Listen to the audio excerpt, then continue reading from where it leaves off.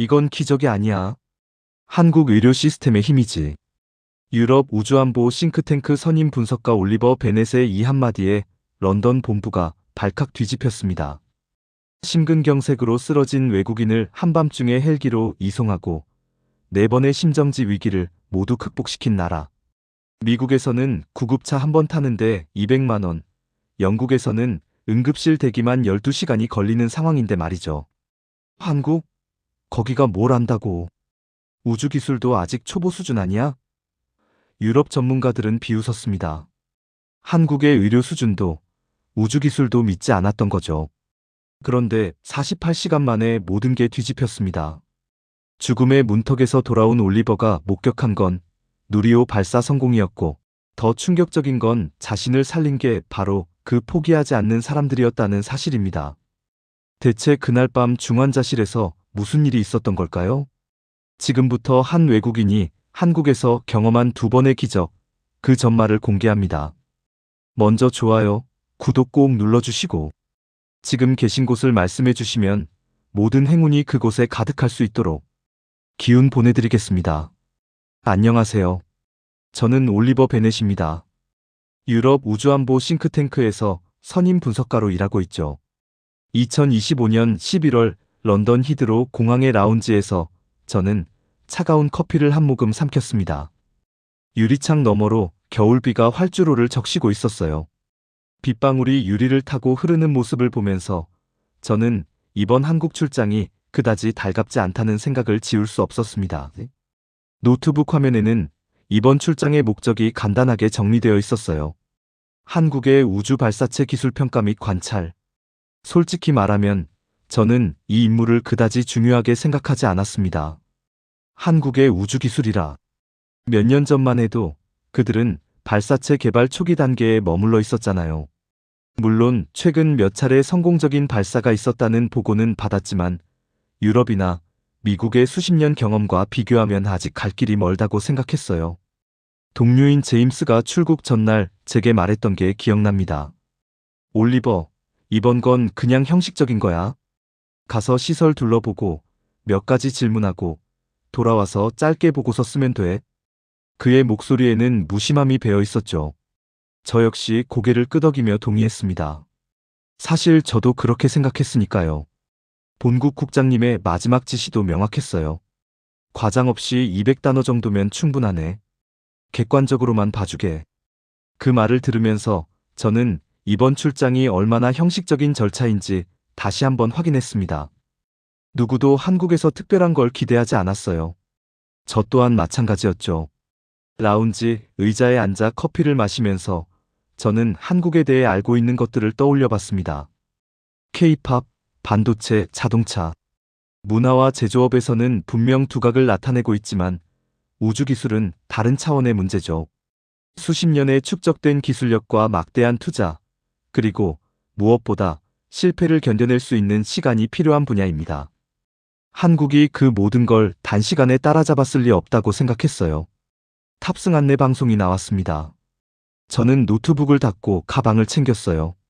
게이트로 걸어가면서 창밖을 다시 한번 바라봤습니다. 런던의 겨울 하늘은 언제나처럼 회색빛이었죠.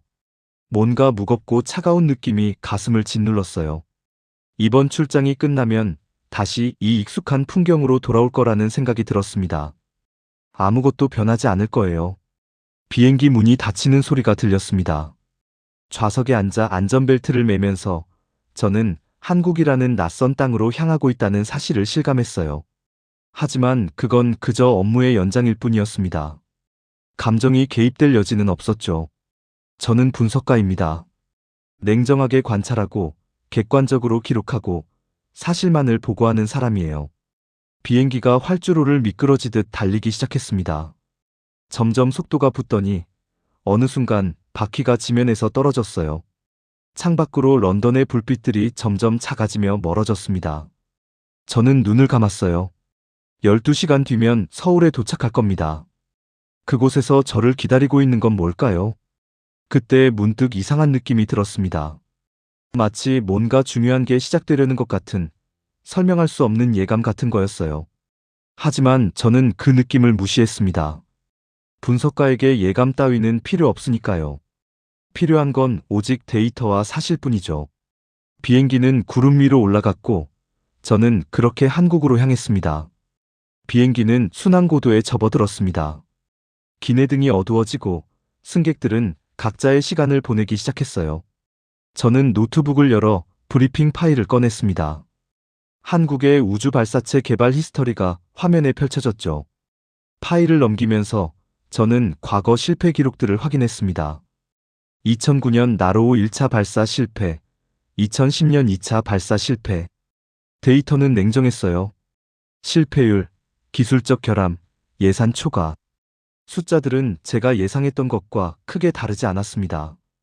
역시 그렇군. 저는 속으로 중얼거렸어요. 이 정도면 보고서를 쓰는데 충분한 근거가 되겠죠. 그때였습니다. 옆자리에서 누군가 조심스럽게 말을 걸어왔어요. 실례지만 우주 관련 일을 하시나 봅니다. 고개를 돌리니 40대 정도로 보이는 한국인 남성이 미소를 띠고 있었습니다. 안경 너머로 보이는 그의 눈빛은 따뜻했지만 동시에 날카로운 지성이 느껴졌어요. 그의 명찰에는 한국항공우주연구원이라는 글자가 적혀 있었습니다. 네, 그렇습니다. 저는 짧게 대답했어요.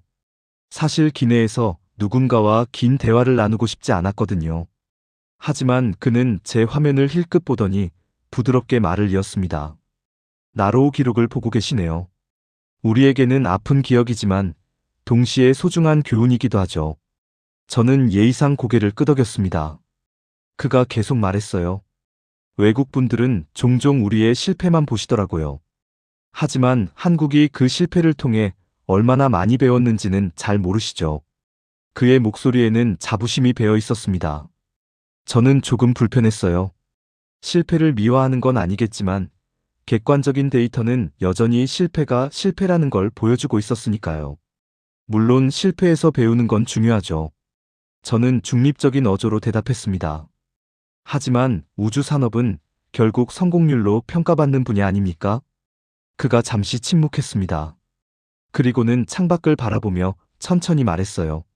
맞습니다. 성공이 중요하죠. 하지만 더 중요한 건 포기하지 않는 마음입니다. 포기하지 않는 마음. 그 단어가 제 귓가에 울렸습니다. 나로호가 세 번째 발사에서 성공했을 때를 기억합니다. 많은 사람들이 울었어요. 단순히 성공해서가 아니라 포기하지 않았기 때문이죠. 세계가 우리를 의심할 때도, 예산이 부족할 때도, 기술이 모자랄 때도 우리는 멈추지 않았습니다. 그의 목소리가 조금 떨렸어요. 저는 그가 그 순간을 직접 경험한 사람이라는 걸 알 수 있었습니다. 진심이 담긴 말이었죠.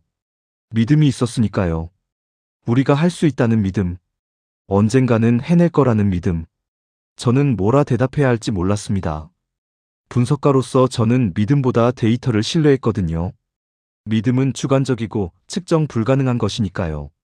하지만 그의 눈빛에는 뭔가 설득력 있는 게 있었어요. 당신은 무엇을 믿습니까? 그가 갑자기 물었습니다. 예상치 못한 질문이었어요. 저는 잠시 말문이 막혔습니다. 저는 데이터를 믿습니다. 검증된 사실들을요. 그것도 좋은 믿음이죠. 그가 미소 지었습니다. 하지만 때로는 데이터로 설명할 수 없는 것들도 있습니다. 사람들의 의지, 한 나라의 꿈, 불가능해 보이는 걸 가능하게 만드는 힘. 그런 것들 말입니다. 저는 애매하게 미소를 지으며 고개를 끄덕였어요. 더 이상 대화를 이어가고 싶지 않았습니다. 그는 제 반응을 알아차렸는지 조용히 자리에 기댔습니다. 한국에서 좋은 시간 보내시길 바랍니다. 그리고 데이터 너머의 것도 한번 보시면 좋겠네요. 그는 그렇게 말하고는 눈을 감았습니다. 저는 다시 노트북 화면으로 시선을 돌렸어요. 하지만 집중이 되지 않았습니다. 그의 말들이 머릿속에서 계속 맴돌았거든요. 포기하지 않는 마음, 믿음, 데이터 너머의 것. 창밖을 봤습니다. 구름 사이로 햇빛이 강하게 쏟아져 들어오고 있었어요. 눈이 부셨지만 동시에 아름다웠습니다. 빛과 어둠이 동시에 존재하는 그 순간이요. 저는 모르게 한숨을 쉬었습니다. 뭔가 작은 파문이 마음속에 일어나고 있었어요. 불편한 느낌이었지만 동시에 무시할 수도 없는 감정이었습니다. 비행기는 계속 태평양을 가로질러 날아갔고 저는 그렇게 한국으로 가까워지고 있었습니다.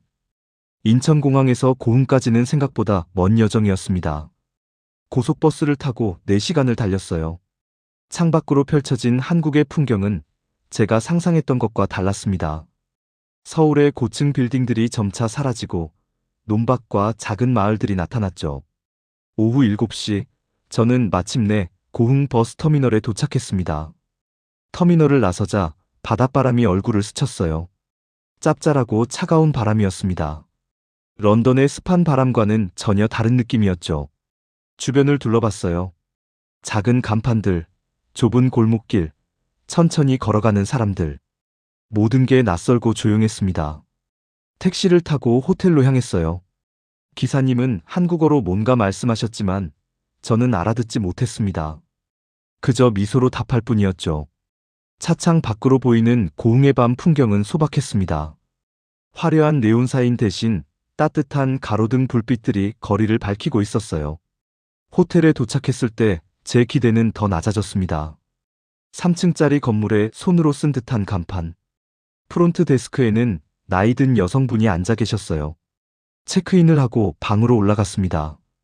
복도는 좁았고 벽지는 오래되어 보였죠. 방문을 열었어요. 필요한 최소한의 시설만 갖춘 공간이었습니다. 작은 침대, 낡은 책상, 벽걸이 텔레비전. 창문을 열자 차가운 바람과 함께 바다 냄새가 들어왔습니다. 저는 가방을 내려놓고 깊게 숨을 쉬었어요. 긴 여행의 피로가 몰려왔습니다. 샤워를 하고 나니 조금 정신이 돌아왔습니다. 저는 책상에 노트북을 펼쳤어요. 내일부터 시작될 일정을 확인해야 했거든요. 화면이 켜지고 이메일함이 열렸습니다. 본국에서 온 메시지들이 쌓여 있었어요.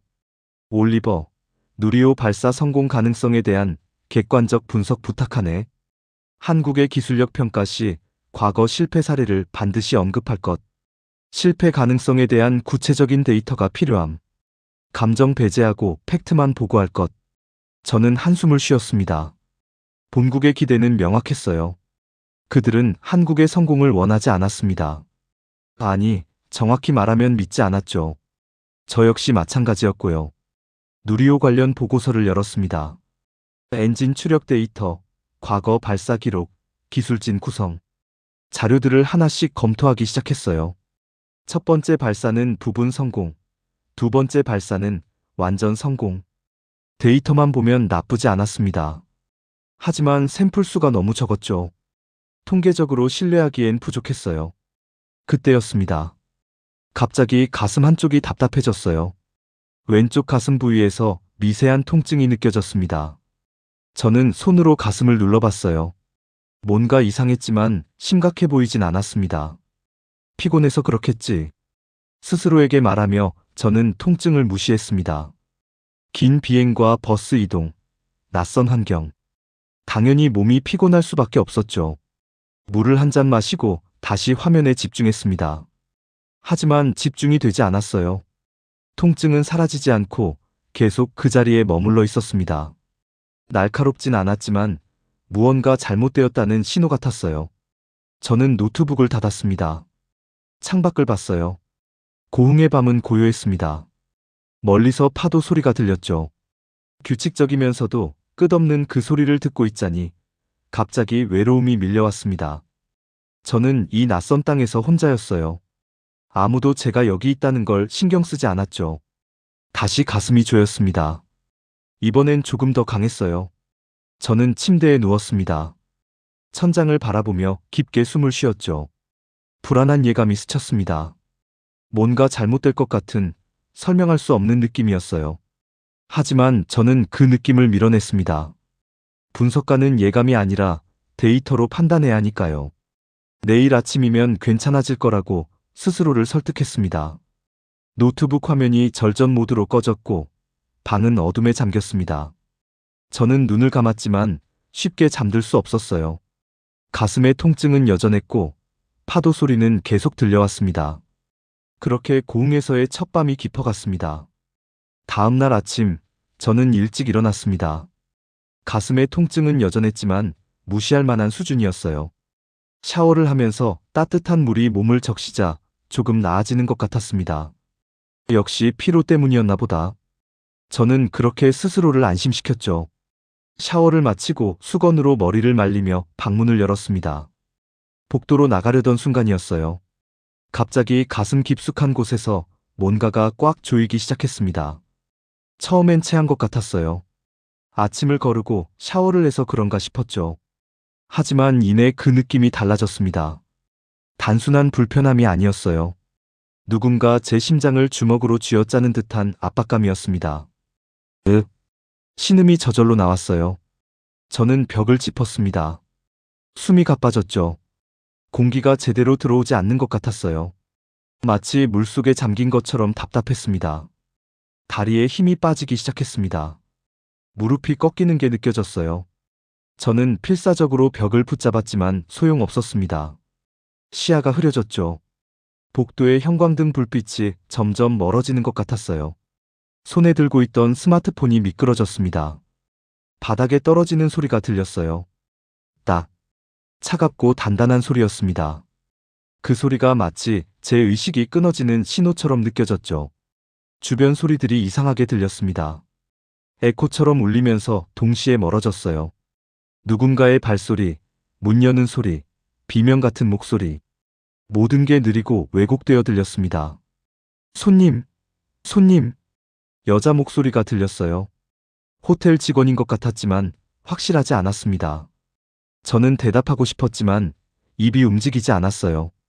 몸이 제 의지대로 움직이지 않았습니다. 그리고 저는 쓰러졌습니다. 바닥이 차가웠어요.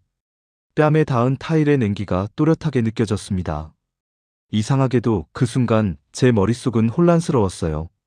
이게 뭐지? 왜 내가 여기 누워있지? 일어나야 하는데.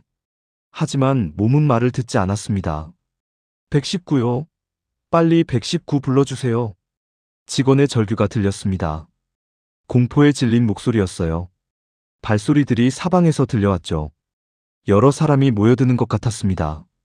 시간이 얼마나 흘렀는지 모르겠습니다. 의식이 왔다 갔다 했어요. 가끔 눈을 뜨면 천장이 보였고 사람들의 얼굴이 보였습니다. 걱정스러운 표정들, 떨리는 손들. 저를 향해 뭔가 말하고 있었지만 무슨 소리인지 알 수 없었어요. 의식이 있어요?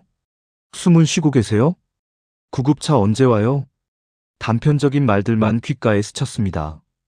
그때 사이렌 소리가 들렸어요. 멀리서 점점 가까워지는 소리였습니다. 구급차였죠. 누군가 제 손을 잡았습니다. 따뜻한 손이었어요. 괜찮을 거예요. 곧 병원 가요. 누군가 그렇게 말했습니다. 계단을 오르는 발소리가 들렸습니다. 빠르고 무거운 발걸음이었어요. 구급대원들이었습니다. 환자분 들리세요? 남자 목소리가 또렷하게 들렸습니다. 제 눈앞에 젊은 구급대원의 얼굴이 나타났어요. 그는 침착했지만 긴장한 표정이었습니다. 네, 네. 겨우 대답했습니다. 목소리가 제대로 나오지 않았어요. 좋아요. 의식이 있으시네요. 지금부터 산소 마스크 씌울 거예요. 놀라지 마세요. 차가운 플라스틱 마스크가 제 얼굴을 덮었습니다. 산소가 들어오기 시작했어요. 조금 숨쉬기가 편해졌습니다. 심전도 부착합니다. 다른 대원이 제 셔츠를 열고 차가운 전극을 가슴에 붙였습니다. 기계 소리가 삐삐 울리기 시작했어요. 규칙적이면서도 불안한 소리였습니다. 혈압 측정. 팔에 커프가 감겼습니다. 조여오는 압박감이 느껴졌죠. 상급병원 이송 필요합니다. 심근경색 의심됩니다.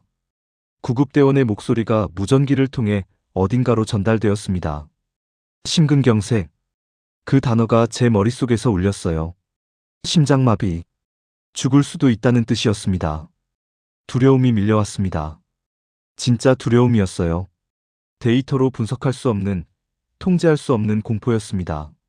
저는 여기서, 이 낯선 땅에서 혼자 죽을 수도 있었어요. 들것에 실렸습니다. 천장이 움직이기 시작했어요. 복도, 계단, 로비. 풍경들이 빠르게 지나갔습니다. 구급차 안은 좁고 답답했습니다. 기계음들이 가득했죠. 구급대원은 계속 제 상태를 체크했어요. 저는 그저 누워서 천장을 바라볼 수밖에 없었습니다. 사이렌이 울리며 차가 출발했습니다. 병원으로 가고 있었어요. 하지만 어느 병원인지, 얼마나 걸릴지 저는 아무것도 몰랐습니다. 그저 살고 싶다는 생각만 들었습니다. 응급실의 형광등이 눈부셨습니다. 저는 침대에 누워 천장을 바라보고 있었어요. 주변에서 의료진들이 빠르게 움직이며 뭔가를 준비하고 있었습니다. 기계음, 발소리, 급한 목소리들. 모든 게 혼란스러웠죠. 혈압 떨어지고 있습니다.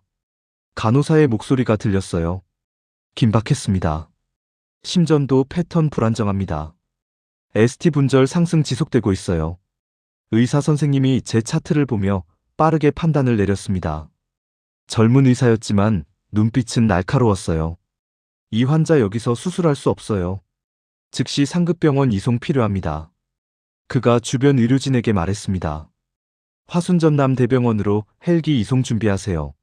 지금 당장요? 헬기. 그 단어가 제 귓속으로 들어왔습니다. 저는 입술을 움직였어요. 헬기? 목소리가 제대로 나오지 않았습니다. 가느다랗고 떨리는 소리였죠. 의사가 제 얼굴을 내려다봤습니다. 네, 헬기로 이송할 겁니다. 여기선 감당할 수 없는 상태예요. 걱정 마세요. 최선을 다하겠습니다. 그의 말은 안심시키려는 것이었지만 오히려 공포가 밀려왔어요. 헬기로 이송해야 할 정도라는 건 그만큼 심각하다는 뜻이었으니까요. 간호사들이 저를 다른 침대로 옮겼습니다. 바퀴가 굴러가는 소리가 들렸어요. 복도를 지나 엘리베이터를 탔습니다. 위로 올라가는 게 느껴졌죠. 옥상으로 가고 있었어요. 엘리베이터 문이 열렸습니다. 그 순간 차가운 바람이 얼굴을 때렸어요. 밤 공기였습니다. 별이 보였죠. 선명하고 차가운 별들이 하늘 가득 펼쳐져 있었어요. 그때 소리가 들렸습니다. 멀리서 다가오는 둔탁한 소리. 헬리콥터 프로펠러 소리였어요. 점점 커지더니 귀를 찢을 듯 요란해졌습니다. 하늘에서 커다란 불빛이 내려왔습니다. 119 헬기였어요. 옥상에 천천히 착륙하며 엄청난 바람을 일으켰습니다. 의료진의 옷자락이 휘날렸고 제 얼굴에도 강한 바람이 불어왔죠. 헬기가 착륙했습니다. 프로펠러는 계속 돌고 있었어요. 문이 열리며 항공구조대원이 뛰어내렸습니다. 환자 상태 어떻습니까? 급성 심근경색 의심, 혈압 불안정, 의식은 있으나 매우 약한 상태입니다. 의사와 구조대원이 빠르게 대화를 나눴어요. 전문 용어들이 오갔지만 저는 제대로 이해할 수 없었습니다. 즉시 이송하겠습니다. 구조대원들이 제 침대를 헬기 쪽으로 밀었어요. 프로펠러 소리가 더 커졌습니다. 진동이 온몸으로 전해졌죠. 공포가 밀려왔습니다. 진짜 공포였어요. 나 정말 죽는 거 아닐까? 그 생각이 머릿속을 가득 채웠습니다. 이 헬기를 타면 살 수 있을까요? 아니면 하늘 위에서 죽게 될까요? 저는 알 수 없었어요. 헬기 안으로 들것이 들어갔습니다. 좁은 공간이었어요. 의료 장비들이 빼곡했고 구조대원 2명이 제 옆에 앉았습니다. 괜찮으세요? 조금만 참으세요. 곧 병원 도착합니다. 한 대원이 제 손을 잡았어요. 따뜻했습니다. 그 온기가 조금 안심이 되었죠. 하지만 두려움은 사라지지 않았습니다. 헬기 문이 닫히는 걸 보면서 저는 깨달았어요. 이제 돌아갈 수 없다는 걸. 제 삶이 완전히 다른 방향으로 가고 있다는 걸. 내가 준비되어 있나? 스스로에게 물었습니다. 이 싸움을 받아들일 준비가 되어 있냐고. 살아남기 위해 싸울 준비가 되어 있냐고. 대답은 명확하지 않았어요. 두렵고 혼란스럽고 압도당한 것 같았습니다. 하지만 동시에 뭔가 간절한 게 가슴속에서 올라왔어요. 살고 싶어. 그 생각만은 분명했습니다. 어떻게든 살아야 했어요. 여기서 끝날 수 없었습니다. 헬기가 이륙했습니다. 몸이 붕 뜨는 느낌이 들었어요. 창밖으로 고흥의 불빛들이 점점 작아지며 멀어졌습니다. 어둠 속에서 작은 빛들만이 반짝이고 있었죠. 저는 하늘 위에 있었습니다. 땅과 하늘 사이 어딘가에서 삶과 죽음 사이 어딘가에서 떠 있었어요. 구조대원이 계속 제 상태를 체크했습니다. 혈압, 심박수, 산소 포화도. 숫자들이 기계에 표시되었지만 저는 그 의미를 알 수 없었어요. 창밖을 봤습니다. 밤하늘에 별들이 빛나고 있었어요. 런던에서는 결코 볼 수 없는 별들이었습니다. 맑고 선명했죠. 아름다웠지만 동시에 차갑고 냉혹해 보였습니다. 저 별들은 수백 년 전 빛이야. 어디선가 들었던 말이 떠올랐어요. 우리가 보는 별빛은 이미 오래전에 출발한 거라고. 지금 빛나고 있어도 이미 사라진 별일 수도 있다고. 그 생각이 묘하게 위로가 되었습니다. 빛은 계속 남는다는 것. 비록 별이 사라져도 그 빛은 우주를 가로질러 누군가에게 닿는다는 것. 나도 남을 수 있을까? 헬기는 계속 밤하늘을 가로질렀습니다. 아래로 산과 강이 지나갔어요. 작은 마을들의 불빛도 보였죠. 살아가는 사람들. 평범한 하루를 보내고 있을 사람들. 저는 그들과 완전히 다른 세계에 있었습니다. 생과 사의 경계선 위에서요. 곧 도착합니다. 구조대원의 목소리가 들렸습니다. 헬기가 하강하기 시작했어요. 화순전남 대병원이 보였습니다. 큰 건물에 불빛이 환하게 켜져 있었죠. 옥상 헬기장에 표시등이 깜빡이고 있었어요. 착륙 준비였습니다. 새로운 싸움이 시작될 곳이었죠. 저는 눈을 감았습니다. 그리고 조용히 기도했어요. 신을 믿지 않는 저였지만 그 순간만큼은 누군가에게 빌고 싶었습니다. 제발 살려주세요. 헬기가 땅에 닿았습니다. 헬기가 완전히 이륙했습니다. 고흥병원의 불빛들이 창밖으로 점점 멀어졌어요. 작은 점처럼 작아지더니 이내 어둠 속으로 사라졌습니다. 그 순간 저는 알았어요. 제가 알던 세계가 완전히 닫혔다는 걸. 엔진 소리가 온몸을 울렸습니다. 둔탁하고 강렬한 진동이었죠. 좌석을 통해, 들것을 통해, 뼈를 통해 그 진동이 전해졌어요. 살아있다는 증거 같기도 했고 동시에 너무나 불안한 느낌이기도 했습니다. 창밖을 봤어요. 어둠이었습니다. 깊고 완전한 어둠이었죠. 가끔 산 능선의 그림자가 스쳐 지나갔습니다. 검은 거인들이 침묵 속에 서 있는 것 같았어요. 달빛에 희미하게 윤곽만 드러난 채로요. 하늘과 땅 사이 어딘가를 알고 있다는 게 비현실적으로 느껴졌습니다. 몇 시간 전만 해도 저는 노트북 앞에 앉아 데이터를 분석하고 있었어요. 차갑고 이성적인 분석가였죠. 그런데 지금은 산소 마스크를 쓴 채 헬기 안에 누워 있었습니다. 제 생명이 낯선 사람들의 손에 달려 있었어요. 구조대원이 제 상태를 계속 확인했습니다. 혈압계를 보며 뭔가를 기록하고 심전도 모니터를 체크했죠. 그의 얼굴은 침착했지만 눈빛은 긴장되어 있었어요. 환자분 어떠세요? 의식 괜찮으세요? 그가 물었습니다. 저는 고개를 살짝 끄덕였어요. 말할 힘은 없었지만 의식은 있었습니다. 좋아요. 조금만 버티세요. 곧 도착합니다. 그의 목소리는 단호했습니다. 짧았지만 확신에 차 있었어요. 이상하게도 그 말이 위안이 되었습니다. 제가 혼자가 아니라는 것, 누군가 저를 살리기 위해 최선을 다하고 있다는 것이 느껴졌죠. 저는 그의 눈을 봤습니다. 진지한 눈빛이었어요. 의무감과 책임감이 담긴 눈이었죠. 그는 저를 모르는 사람이었습니다. 제 이름도, 제가 어디서 왔는지도, 무슨 일을 하는지도 몰랐어요. 하지만 지금 이 순간 제 생명을 지키기 위해 여기 있었습니다. 문득 깨달았습니다.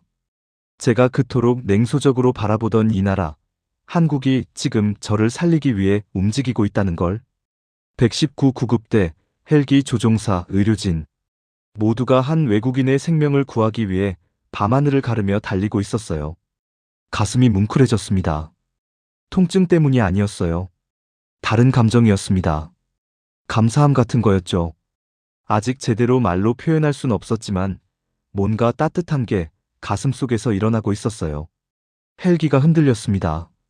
기류가 불안정한 모양이었어요. 저는 본능적으로 긴장했습니다. 괜찮습니다. 곧 안정됩니다.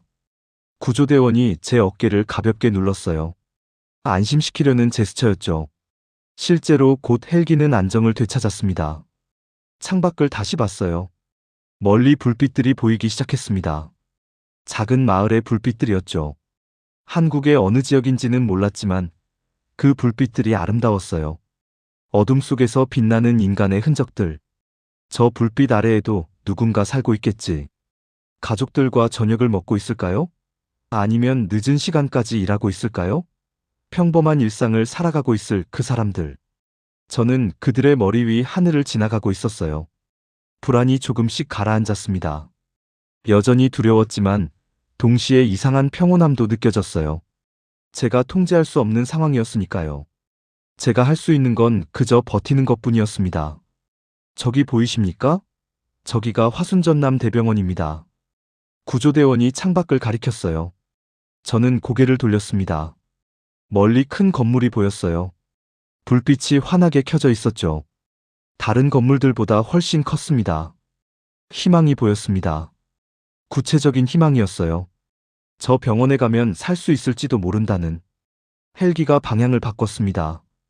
병원 쪽으로 접근하기 시작했어요. 건물이 점점 커졌습니다. 옥상에 헬기장 표시가 보였죠. 빨갛고 하얀 불빛들이 원을 그리며 깜빡이고 있었어요. 착륙 준비합니다. 조종사의 목소리가 헤드셋을 통해 들렸습니다. 헬기가 천천히 하강했어요. 건물이 가까워졌습니다. 옥상에 의료진들이 대기하고 있는 게 보였어요. 흰 가운을 입은 사람들, 침대를 준비한 사람들. 저를 기다리고 있었습니다. 착륙하는 순간 몸이 살짝 흔들렸어요. 프로펠러 소리가 조금씩 작아지기 시작했습니다. 헬기가 멈췄죠. 문이 열렸습니다. 차가운 바람과 함께 의료진들이 뛰어들어왔어요. 환자 상태 어떻습니까? 의식 있고 바이탈은 불안정하지만 유지되고 있습니다. 빠른 대화가 오갔습니다. 제 들것이 헬기에서 빠져나왔어요. 바퀴가 땅에 닿았습니다. 다시 땅으로 돌아왔습니다. 하지만 이전과는 완전히 다른 곳이었어요. 다른 세계였습니다. 의료진들이 저를 병원 안으로 밀고 들어갔습니다. 복도가 환했어요. 형광등 불빛이 눈부셨죠. 사람들의 발소리, 기계음, 급한 목소리들. 모든 게 생생했습니다. 응급수술실 준비됐습니까? 네, 준비 완료했습니다. 심장내과 전문의 대기 중입니다. 즉시 이송하겠습니다. 저는 천장을 바라보며 끌려갔습니다. 형광등들이 하나씩 지나갔어요. 마치 터널을 통과하는 것 같았죠. 새로운 세계로 들어가고 있었습니다. 두려웠지만 동시에 희망도 있었어요. 이제 정말 시작이었습니다. 응급실은 혼란스러웠습니다. 의료진들이 사방에서 움직이며 저를 중심으로 뭔가를 준비하고 있었어요. 기계 소리, 발소리, 빠른 지시들. 모든 게 소용돌이처럼 빠르게 돌아가고 있었습니다. 저는 침대에 누워 천장을 바라봤어요. 의식은 왔다 갔다 했습니다. 가끔 선명해졌다가 또 흐려졌다가를 반복했죠. 통증은 여전했고 두려움도 가시지 않았습니다. 그때 한 목소리가 들렸습니다. Can you hear me? 영어였어요. 여자 목소리였습니다. 저는 힘겹게 고개를 돌렸어요. 젊은 간호사가 제 옆에 서 있었습니다. 명찰에는 지은우라는 이름이 적혀 있었죠. 네. 들려요. 제 목소리는 가늘고 약했습니다. 그녀가 부드럽게 미소 지었어요. 저는 지은이에요. 당신을 돌볼 거예요. 괜찮아요. 여기서는 절대 포기하지 않아요. 그 말이 제 귓속으로 또렷하게 들어왔습니다. 주변의 소음들은 희미했지만 그녀의 목소리만은 선명했어요. 마치 안개 속에서 들려오는 등대 소리 같았습니다. 지은은 제 손목에 팔찌를 채우며 말했어요. 지금부터 몇 가지 확인할 거예요. 불편하시면 말씀해 주세요. 그녀는 빠르지만 차분하게 움직였습니다. 혈압을 재고 심전도를 확인하고 정맥 주사를 점검했죠. 모든 동작이 숙련되어 있었지만 동시에 따뜻함이 느껴졌어요. 통증이 심하신가요? 그녀가 물었습니다. 저는 고개를 끄덕였어요. 조금만 참으세요. 곧 통증 조절해 드릴게요. 그녀가 다른 의료진에게 뭔가 말했습니다. 한국어였기 때문에 이해할 수 없었지만 곧 약물이 투여되었어요. 서서히 통증이 가라앉기 시작했습니다. 지은이 작은 전자기기를 꺼냈어요. 통역기였습니다. 이걸 사용할게요. 더 정확하게 대화할 수 있어요. 그녀가 한국어로 말하자 기계가 영어로 번역했습니다. 지금 심장 스텐트 시술 준비하고 있어요. 막힌 혈관을 뚫는 거예요. 무서우시겠지만 여기 의사 선생님들이 최고예요. 저는 그녀를 바라봤습니다. 그녀의 눈빛은 진심이었어요. 거짓 위로가 아니었습니다. 진짜로 저를 안심시키려 하고 있었죠. 얼마나 걸리나요? 제가 물었습니다. 보통 1시간에서 2시간 정도요. 그동안 제가 옆에 있을게요. 그 말이 위안이 되었습니다. 혼자가 아니라는 것, 누군가 곁에 있다는 것. 의사 선생님이 다가왔습니다. 마스크를 쓰고 있었지만 눈빛은 날카로웠어요. 전문가의 눈빛이었습니다. 지은이 통역기를 통해 전달했어요.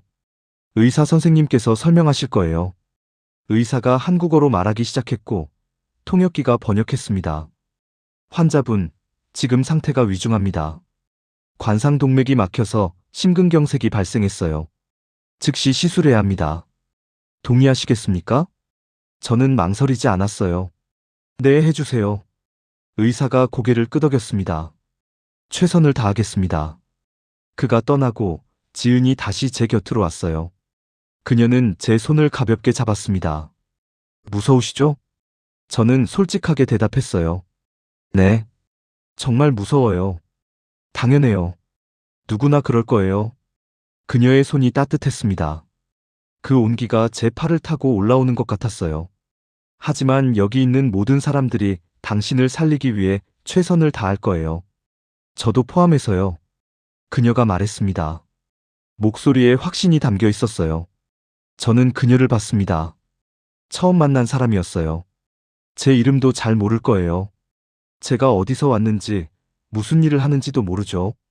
하지만 지금 이 순간, 그녀는 제 곁에 있었습니다. 저를 포기하지 않겠다고 말하고 있었어요. 평생 데이터와 분석으로 살아온 제게 이건 새로운 경험이었습니다. 숫자로 측정할 수 없는 위로, 그래프로 표현할 수 없는 따뜻함, 논리로 설명할 수 없는 안정감. 고맙습니다. 제가 말했어요. 목소리가 떨렸습니다. 지은이 미소 지었습니다. 천천히 숨 쉬세요.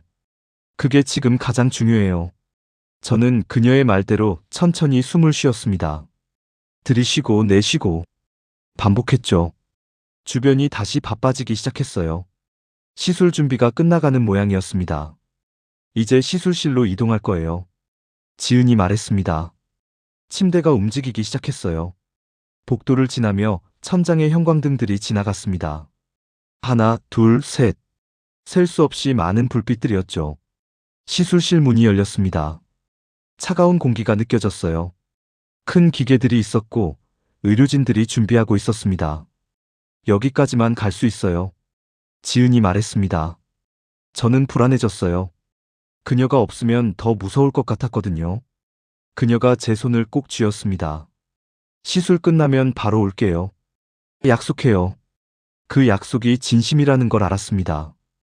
또 봐요, 올리버. 그녀가 제 이름을 불렀어요. 언제 이름을 알았는지 모르겠지만 그 목소리가 따뜻했습니다. 침대가 시술실 안으로 들어갔습니다. 문이 닫혔고 저는 낯선 의료진들에 둘러싸였어요. 하지만 이상하게 조금 덜 무서웠습니다.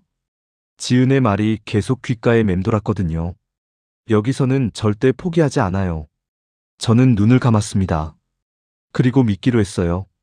이 사람들을, 이 나라를, 그리고 제가 살아남을 수 있다는 걸. 마취가 시작되었습니다. 의식이 흐려지기 시작했어요. 마지막으로 떠오른 건 지은의 미소였습니다. 그리고 저는 어둠 속으로 빠져들었습니다. 차가웠습니다. 시술실은 정말 차가웠어요. 에어컨이 강하게 틀어져 있었고 금속 침대가 등을 식혔습니다. 저는 반쯤 깨어있는 상태였어요. 부분 마취였기 때문에 의식은 있었지만 몸은 제대로 느껴지지 않았죠.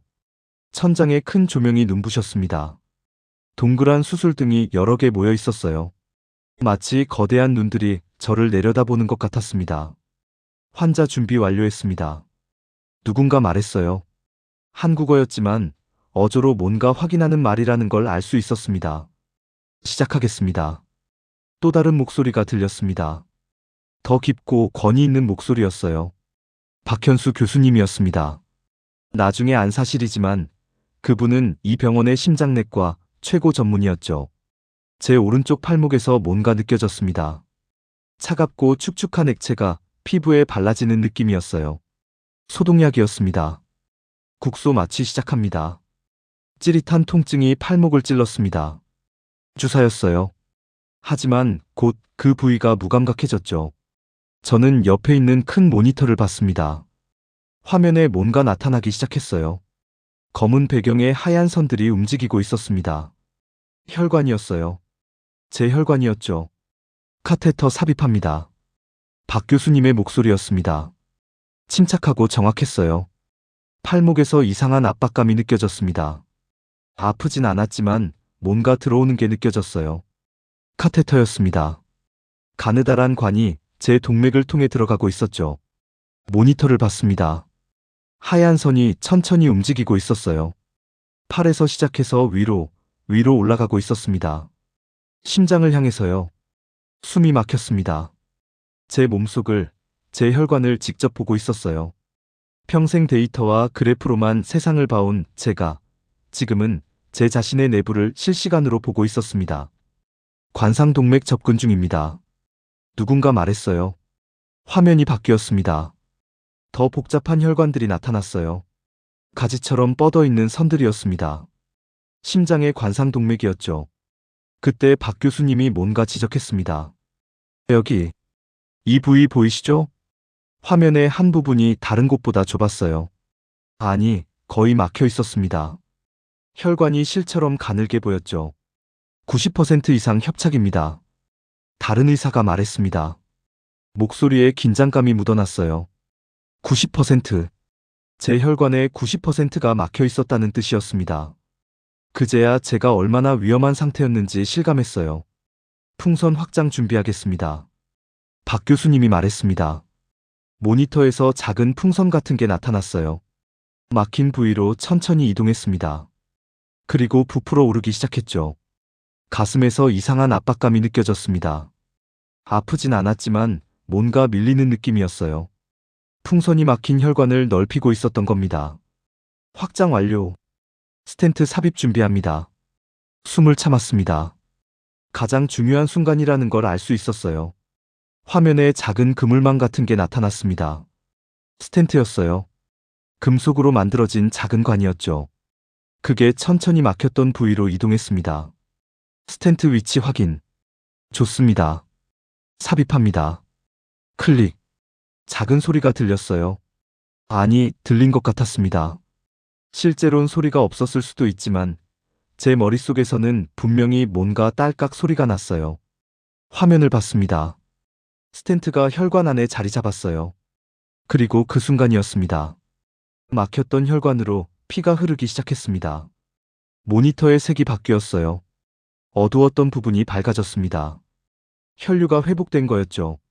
막혔던 길이 다시 열린 거예요. 가슴 깊은 곳에서 온기가 퍼졌습니다. 따뜻했어요. 진짜 따뜻했습니다. 마치 얼어붙었던 뭔가가 녹아내리는 것 같았죠. 혈류 회복 확인했습니다. 의료진 중 누군가 말했어요. 목소리에 안도감이 묻어났습니다. 좋아요. 마무리하겠습니다. 박 교수님이 말했습니다. 저는 천장을 바라봤어요. 눈물이 났습니다. 왜 우는지 정확히 알 수 없었어요. 안도감 때문일까요? 감사함 때문일까요? 아니면 제가 살아남았다는 사실에 대한 믿기지 않는 감정 때문일까요? 모든 게 섞여 있었습니다. 환자분, 괜찮으세요? 간호사가 물었어요. 저는 고개를 끄덕였습니다. 말할 수 없었지만 괜찮다는 걸 전하고 싶었어요.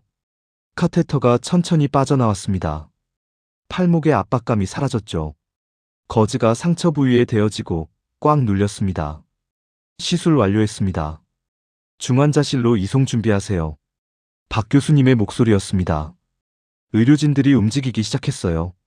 저는 여전히 침대에 누워 있었고 천장만 바라보고 있었습니다. 살았습니다. 일단은 살았어요. 하지만 뭔가 달라진 것 같았습니다. 단순히 목숨을 건진 것 이상의 뭔가가 제 안에서 변하고 있었어요.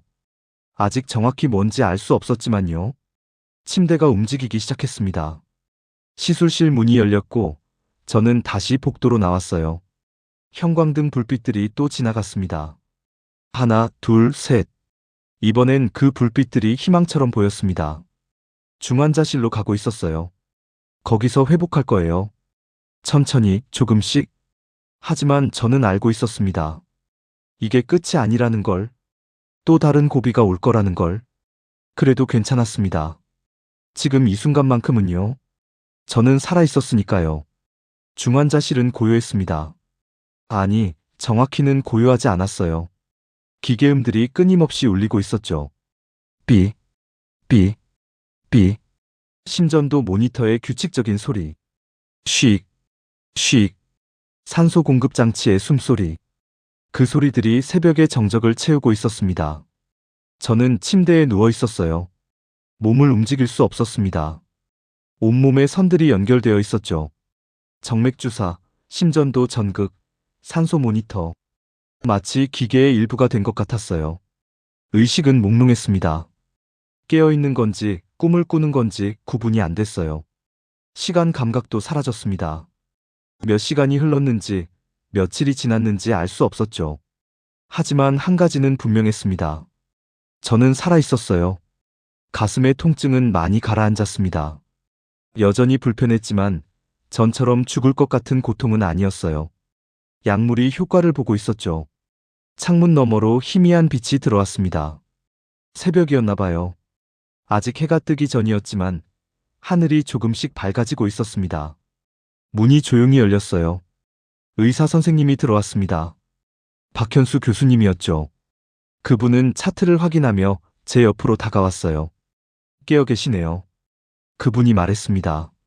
한국어였지만 어조로 인사하는 거라는 걸 알았어요. 간호사가 통역기를 가져왔습니다. 박 교수님이 말하기 시작했어요. 시술은 성공적이었습니다. 막혔던 혈관이 잘 뚫렸어요. 통역기가 영어로 전달했습니다. 저는 안도의 숨을 쉬었어요. 하지만 교수님의 표정은 여전히 진지했습니다.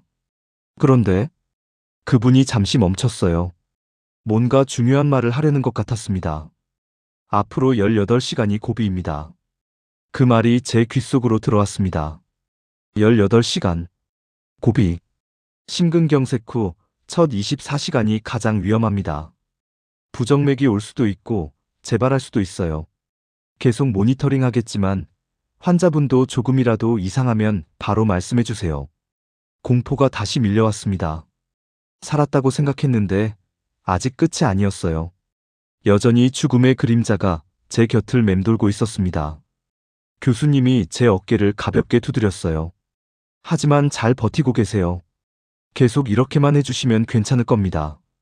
그분이 나가고 저는 다시 혼자 남았습니다. 18시간. 그 시간이 얼마나 긴지 알 수 없었어요. 하지만 지금 이 순간 한순간이 버겁게 느껴졌습니다. 천장을 바라봤어요. 하얀 천장이었습니다.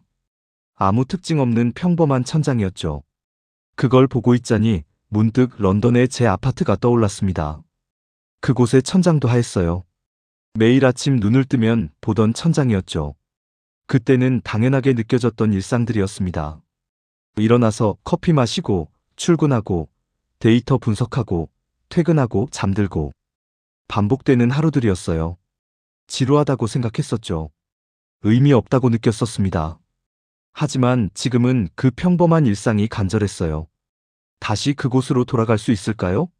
다시 커피를 마시며 아침을 시작할 수 있을까요? 창문을 봤습니다. 커튼이 반쯤 쳐져 있었지만 하늘이 보였어요. 별이 보였습니다.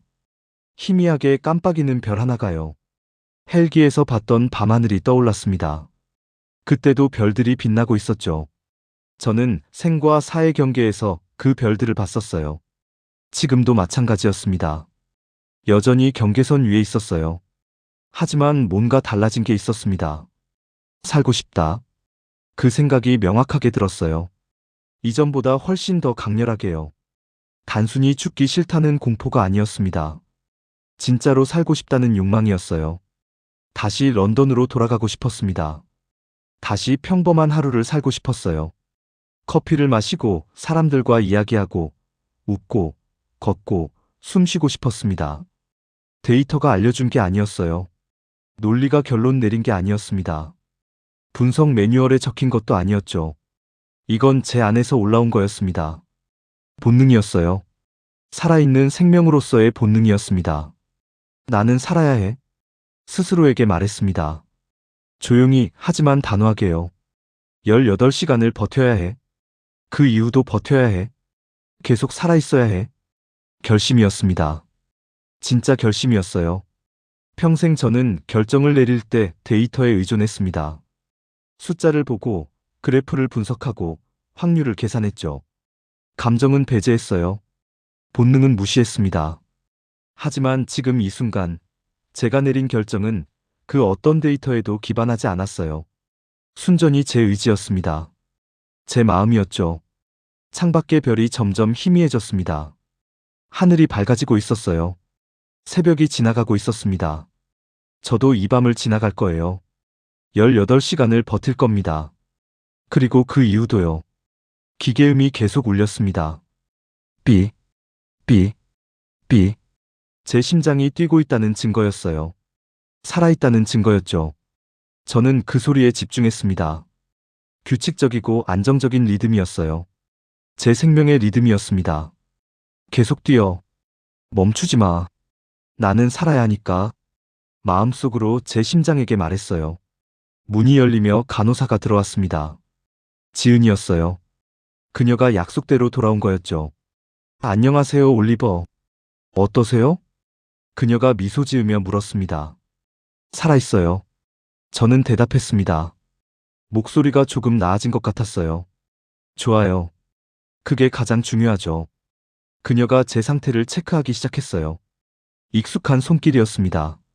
저는 다시 창밖을 봤어요. 별은 이제 보이지 않았습니다. 하늘이 완전히 밝아졌죠. 새로운 하루가 시작되고 있었어요. 그리고 저도 새로운 삶을 시작하고 있었습니다. 아직 위기는 끝나지 않았어요. 18시간이라는 고비가 남아 있었죠. 하지만 저는 준비되어 있었습니다. 살기 위해서요. 10시간이 지났습니다. 중환자실의 시계가 오전 9시를 가리키고 있었어요. 저는 조금씩 나아지고 있다고 느꼈습니다. 통증이 줄었고 숨쉬기도 편해졌죠. 지은이 가져다 준 물을 조금 마실 수도 있었어요. 좋아지고 계세요. 지은이 말했습니다. 그녀의 미소가 희망처럼 보였어요. 네, 그런 것 같아요. 저도 미소 지으려 했습니다. 어렵지만 할 수 있었죠. 이제 괜찮을 거야. 18시간만 버티면 돼. 이미 절반 이상 왔잖아. 스스로를 격려했습니다. 하지만 바로 그때였습니다. 가슴에서 이상한 느낌이 왔어요. 두근거림이었습니다.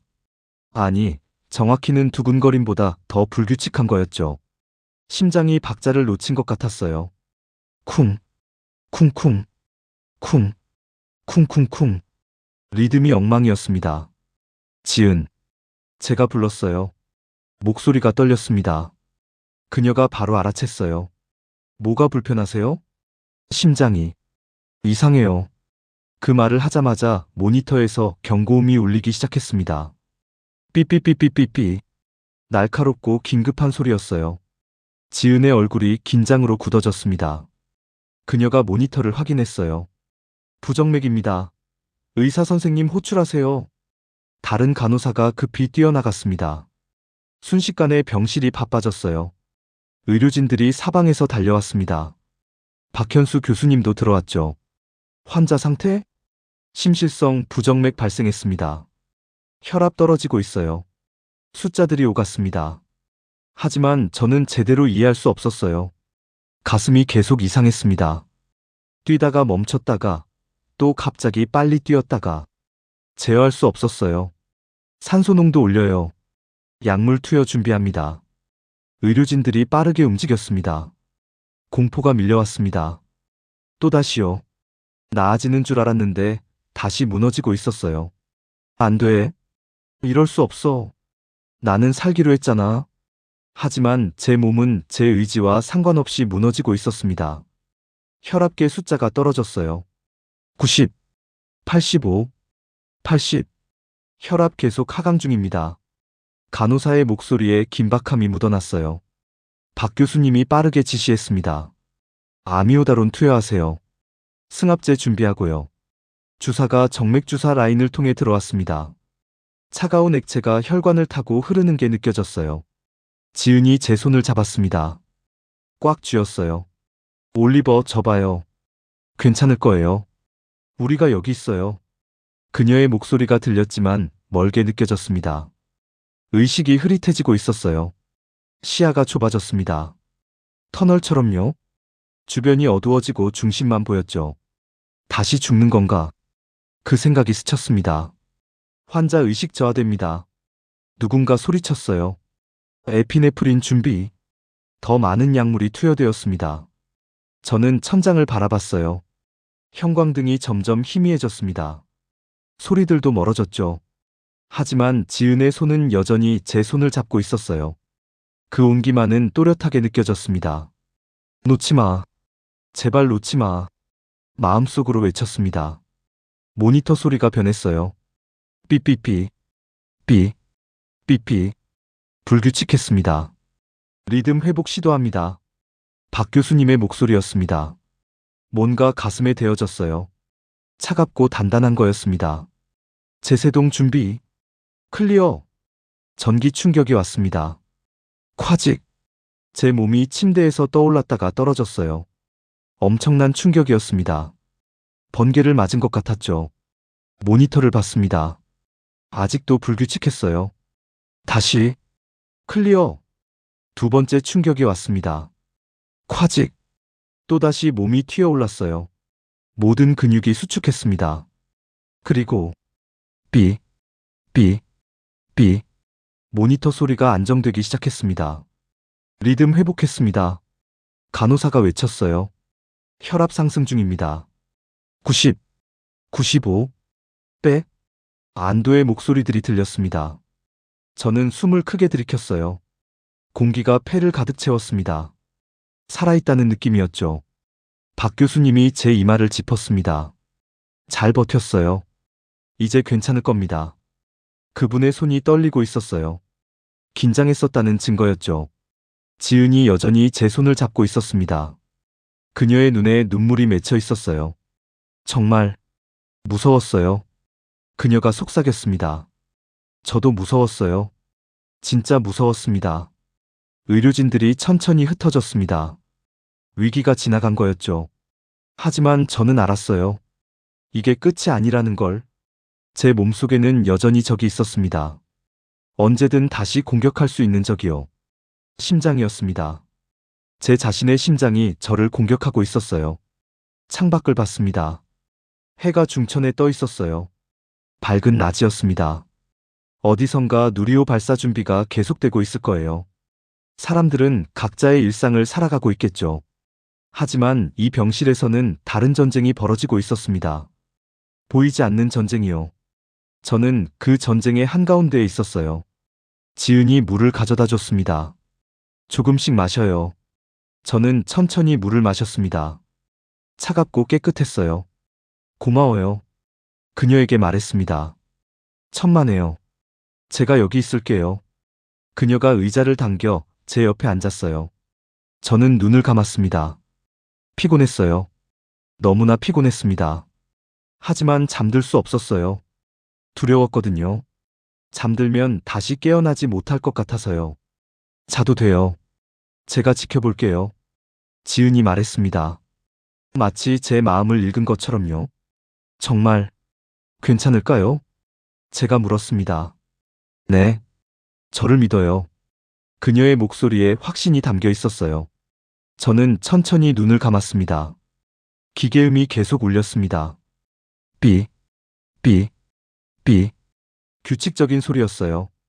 저는 그 소리를 들으며 조금씩 의식을 놓았습니다. 아직 위기는 끝나지 않았어요. 하지만 지금 이 순간은 버텼습니다. 그리고 다음 순간도 버틸 거예요. 계속해서요. 당신 말이 맞습니다. 11장 마무리를 보완하겠습니다. 11장 올 이즈 로스트 심장 모니터의 경고음. 완전한 붕괴의 순간.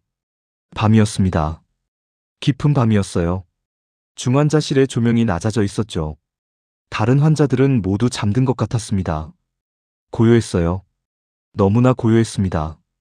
저는 반쯤 잠든 상태였어요. 의식과 무의식 사이 어딘가에 떠 있었죠. 꿈을 꾸는 건지 생각하는 건지 구분이 안 됐습니다. 기계음만이 규칙적으로 울리고 있었어요. 삐, 삐, 삐. 그 소리가 자장가 같았습니다. 하지만 갑자기 그 소리가 변했어요. 삐삐, 삐, 삐삐삐. 불규칙해졌습니다. 저는 눈을 떴어요. 천장이 보였습니다. 어두웠죠. 가슴에서 이상한 느낌이 왔습니다. 또다시요. 하지만 이번엔 달랐어요. 훨씬 더 심했습니다. 심장이 미친 듯이 뛰기 시작했어요. 쿵쿵쿵쿵쿵. 너무 빨랐습니다. 통제할 수 없었죠. 그러다 갑자기 멈춰버리는 것 같았어요. 한 박자, 두 박자. 뛰지 않았습니다.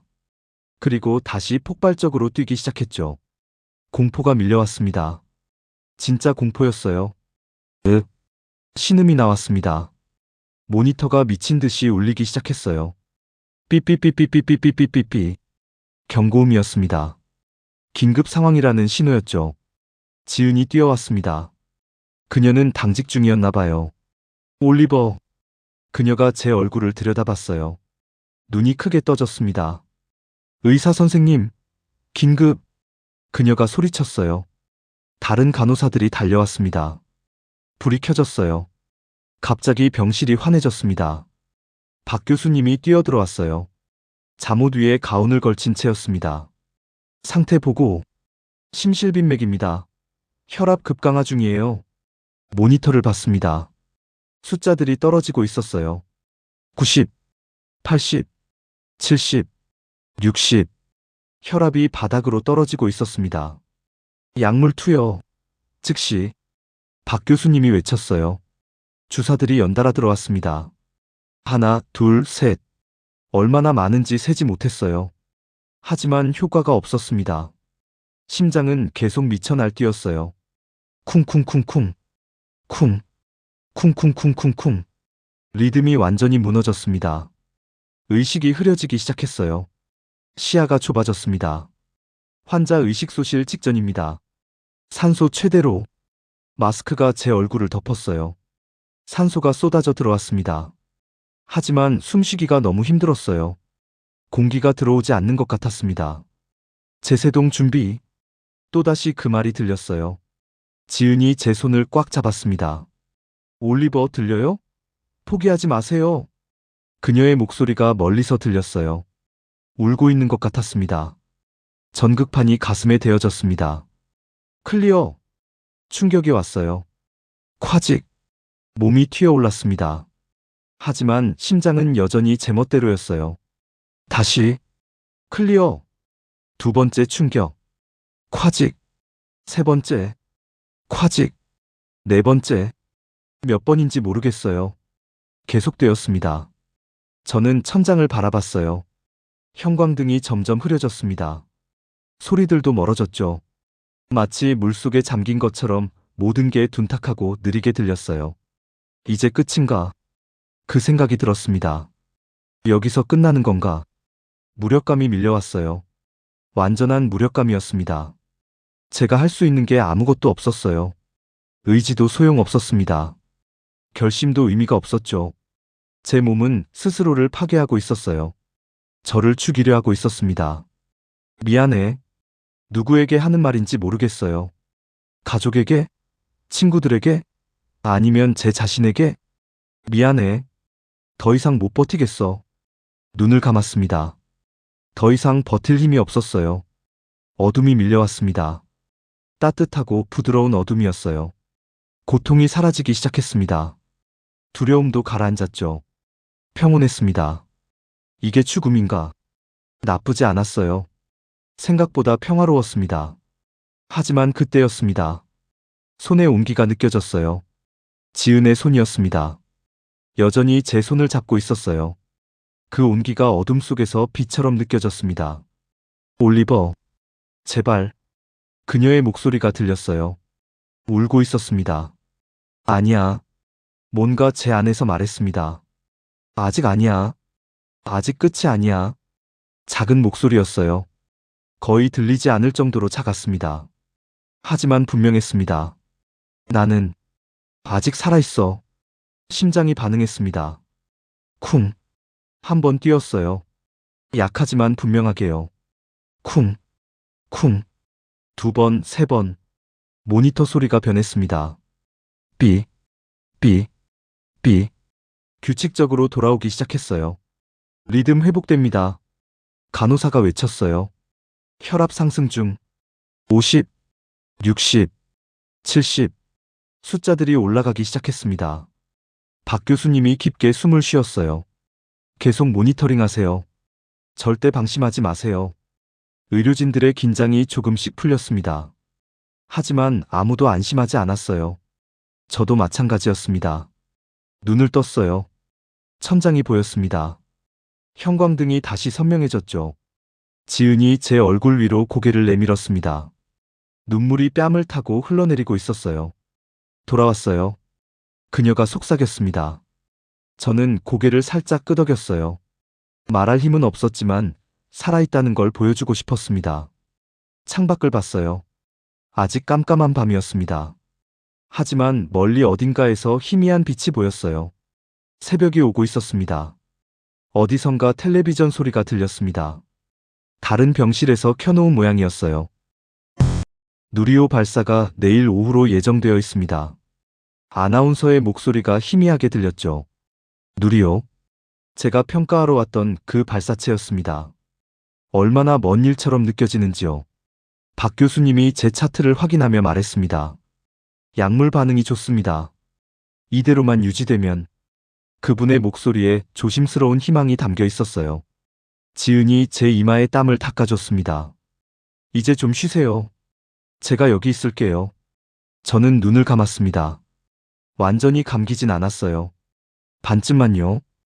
여전히 두려웠거든요. 다시 그 어둠 속으로 빠질까봐요. 하지만 지은의 손이 제 손을 잡고 있었습니다. 그 온기가 느껴졌어요.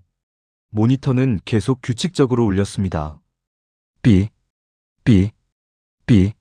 생명의 소리였습니다. 아직 끝이 아니라는 증거였어요. 저는 바닥까지 떨어졌다가 다시 올라왔습니다. 죽음의 문턱까지 갔다가 돌아온 거였죠. 하지만 완전히 안전한 건 아니었어요. 여전히 위험했습니다. 다만 이 순간만큼은 버텨낸 겁니다. 그리고 그게 중요했어요. 한순간 한순간을 버티는 것. 그렇게 살아가는 것. 기계음이 병실을 채웠습니다.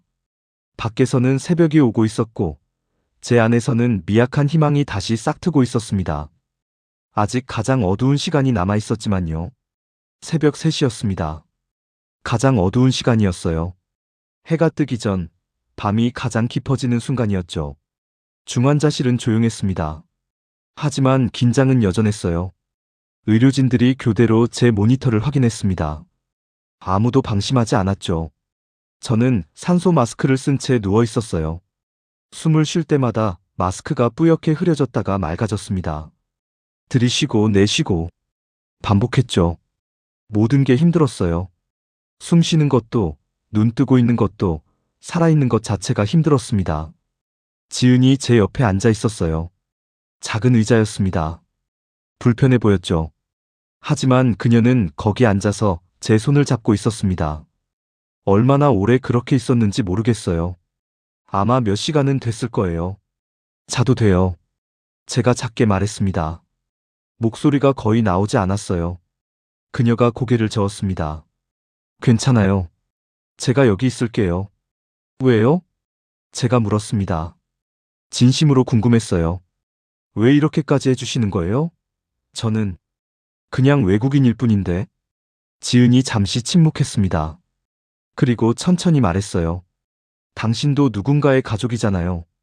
누군가의 친구고, 동료고, 소중한 사람이죠. 그걸로 충분해요. 그녀의 목소리가 떨렸습니다. 그리고 저는 간호사예요.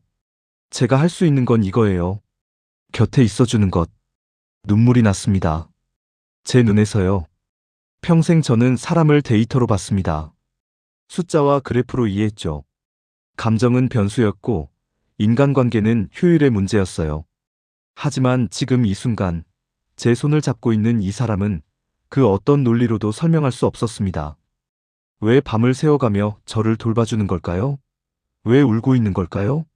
저는 그녀에게 아무것도 해준 게 없는데요. 창밖을 봤습니다. 검푸른 어둠이었어요.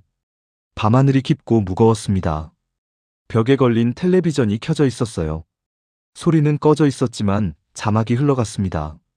누리호 발사 최종 점검 중. 기상 조건 양호. 내일 오전 발사 예정. 누리호. 제가 평가하러 왔던 발사체였죠.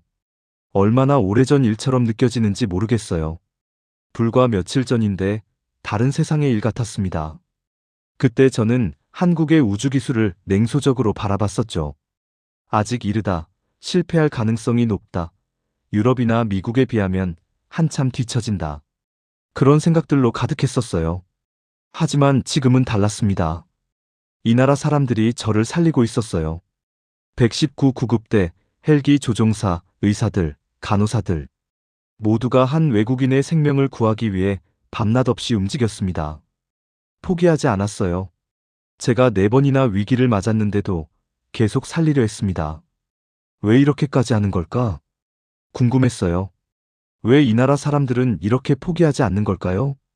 비행기에서 만났던 연구자가 떠올랐습니다. 그분이 했던 말이요. 중요한 건 포기하지 않는 마음이죠. 그때는 이해하지 못했어요. 추상적인 말로만 들렸죠. 하지만 지금은 알 것 같았습니다. 포기하지 않는다는 건 단순히 계속 시도한다는 게 아니었어요. 희망이 보이지 않아도, 성공 확률이 낮아도, 그래도 최선을 다한다는 거였죠. 나로우가 2번 실패했을 때도 그랬을 거예요. 많은 사람들이 조롱했을 겁니다. 역시 안 된다. 포기해라. 시간과 돈 낭비다. 하지만 그들은 포기하지 않았어요. 3번째 시도했고 성공했죠. 누리호도 마찬가지였을 거예요. 첫 번째 발사가 완벽하지 않았을 때 많은 의심이 있었을 겁니다. 하지만 그들은 계속했어요. 그리고 지금 저도 마찬가지였습니다. 제가 4번이나 심장 위기를 겪었는데도 이 사람들은 포기하지 않았어요. 계속 살리려 했습니다. 왜일까요? 데이터로는 설명할 수 없었어요. 효율성으로도 이해되지 않았습니다. 하지만 답은 간단했던 것 같아요. 사람이니까. 사람의 생명은 포기할 수 없는 거니까. 모니터 소리가 안정적으로 울리고 있었습니다. 삐, 삐, 삐. 예전보다 규칙적이었어요. 혈압도 조금씩 올라가고 있었습니다. 제 몸이 반응하고 있었어요. 회복하려 하고 있었죠. 지은이 제 손을 쥔 채 조용히 앉아 있었습니다. 그녀의 눈도 감겨 있었어요. 피곤했겠죠. 하지만 손은 여전히 제 손을 잡고 있었습니다. 그 온기가 느껴졌어요. 따뜻하고 부드러웠습니다. 고마워요. 마음속으로 말했습니다. 정말 고마워요. 당신이 없었다면 저는 포기했을 거예요. 창밖의 하늘이 조금씩 변하고 있었습니다. 검푸른 색이 옅어지고 있었어요. 새벽이 오고 있었습니다. 가장 어두운 시간이 지나가고 있었어요. 저는 눈을 감았습니다. 이번엔 두렵지 않았어요. 잠들어도 괜찮을 것 같았습니다. 누군가 제 곁을 지키고 있었으니까요. 포기하지 않는 사람들이 제 곁에 있었으니까요. 모니터 소리가 계속 울렸습니다. 삐, 삐, 삐. 생명의 소리였어요. 희망의 소리였습니다. 그리고 저는 그렇게 가장 깊은 밤을 지나갔습니다. 누군가의 기도처럼 조용하고 따뜻한 시간이었어요. 해가 뜨기 시작했습니다. 창밖으로 첫빛이 들어왔어요. 새로운 날이 시작되고 있었습니다. 저도 새로 시작하고 있었어요. 다른 사람으로요. 첫 햇살이 창문을 통해 들어왔습니다. 따뜻하고 부드러운 빛이었어요. 병실 벽에 황금빛 선이 그려졌죠. 저는 그 빛을 바라봤습니다. 아름다웠어요. 평생 본 햇빛 중 가장 아름다웠습니다. 문이 열리며 박 교수님이 들어왔어요. 뒤에 여러 의료진이 따라왔습니다. 회진 시간이었나 봐요. 환자분 어떠세요? 교수님이 물었습니다. 나아진 것 같아요. 제 목소리가 나왔어요. 어제보다 확실히 강했습니다. 교수님이 차트를 보며 모니터를 확인했습니다. 오래 바라보셨어요. 꼼꼼하게 숫자들을 체크하셨죠. 그리고 미소를 지었습니다. 좋습니다. 아주 좋아요. 통역기를 통해 설명이 이어졌습니다. 심장 리듬이 안정되었습니다. 보세요, 이 파형을요. 교수님이 모니터를 가리켰어요. 화면에 규칙적인 곡선들이 그려지고 있었습니다. 어제 밤까지만 해도 이렇게 불규칙했는데 지금은 거의 정상에 가깝습니다. 정말 그랬어요. 선들이 일정한 간격으로 올라갔다 내려갔다 했습니다. 마치 파도처럼요.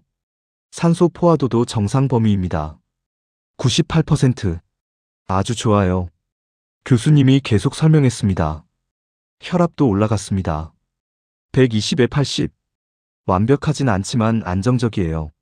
저는 그 숫자들을 봤습니다. 평생 숫자로 세상을 봐왔던 저였지만 이 숫자들은 달랐어요.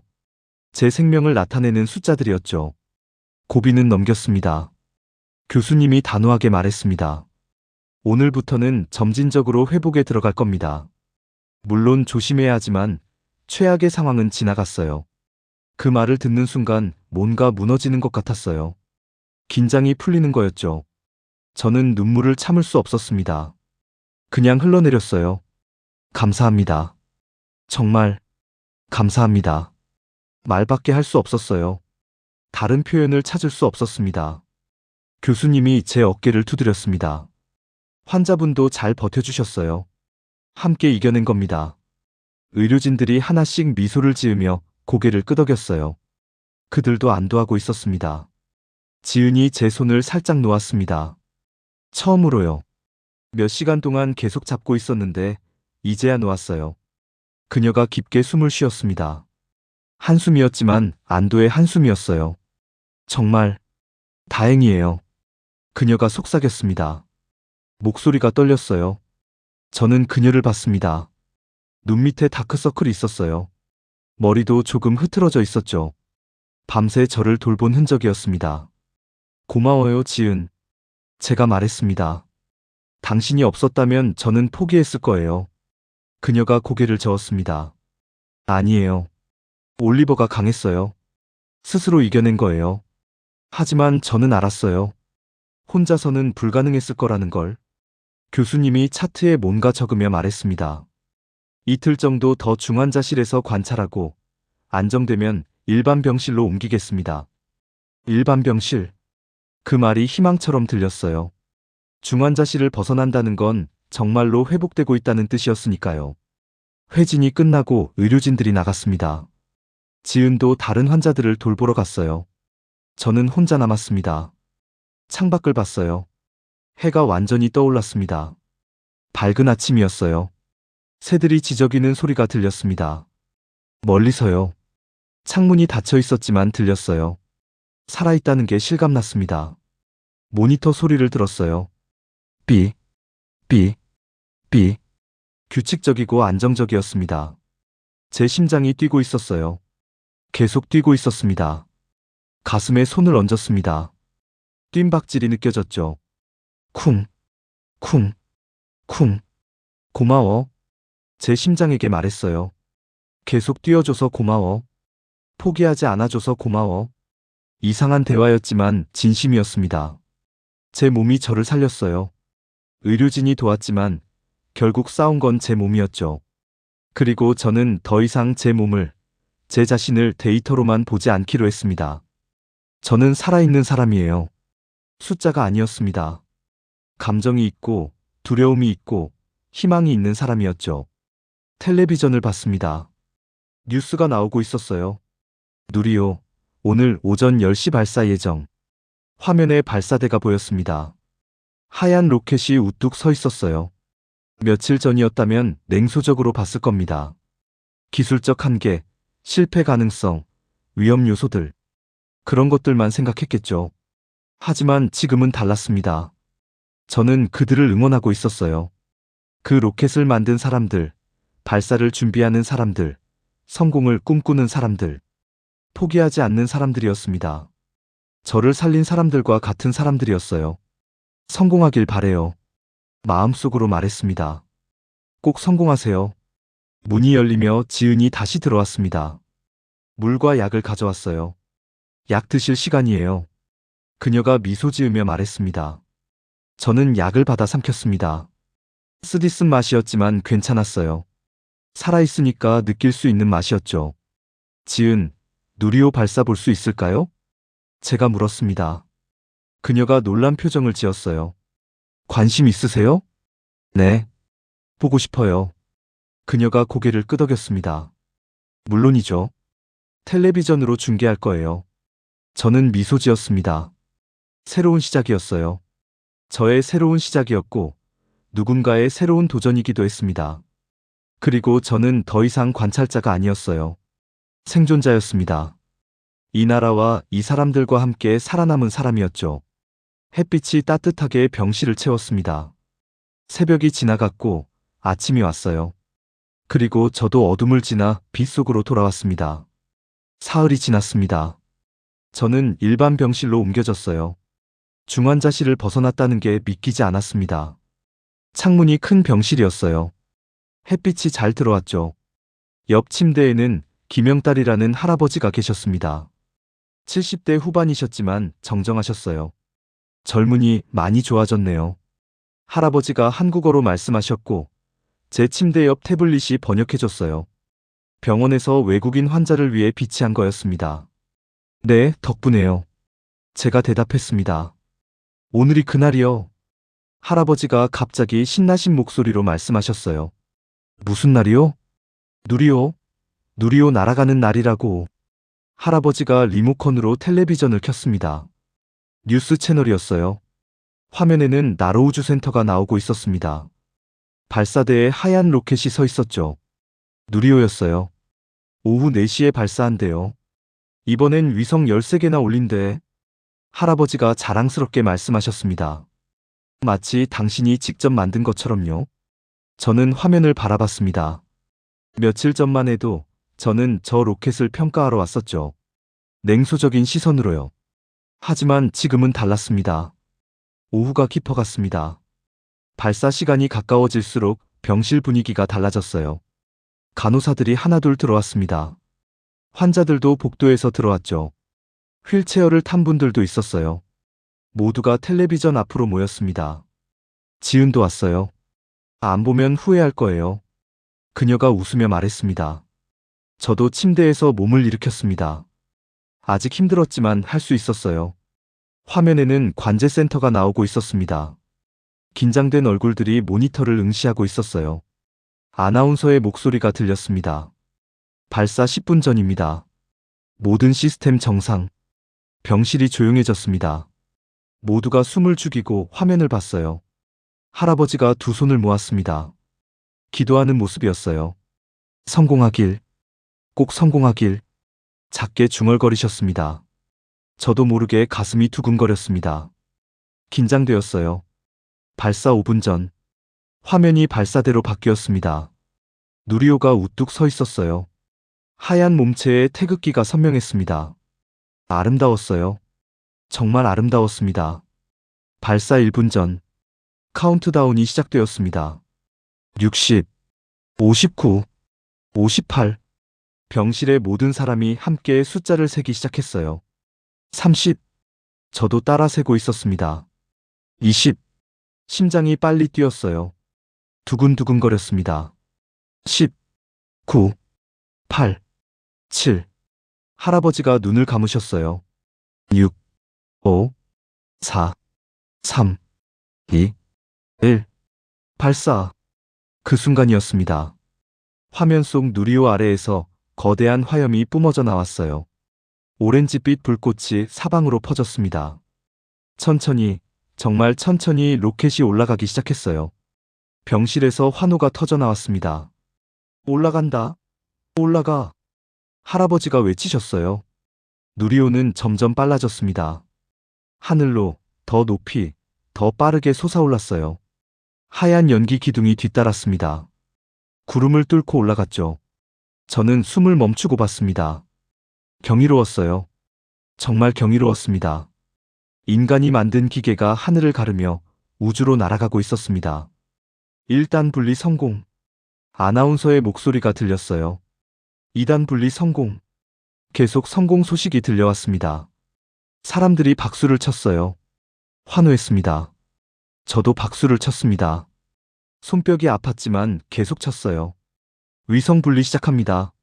하나씩 위성들이 분리되기 시작했어요. 화면에 그래픽으로 표시되었습니다. 작은 위성들이 우주로 퍼져나가는 모습이요. 첫 번째 위성 궤도 안착, 두 번째 성공, 세 번째. 계속해서 성공 소식이 들려왔습니다. 할아버지가 우셨어요. 눈물을 흘리며 웃고 계셨습니다. 해냈어.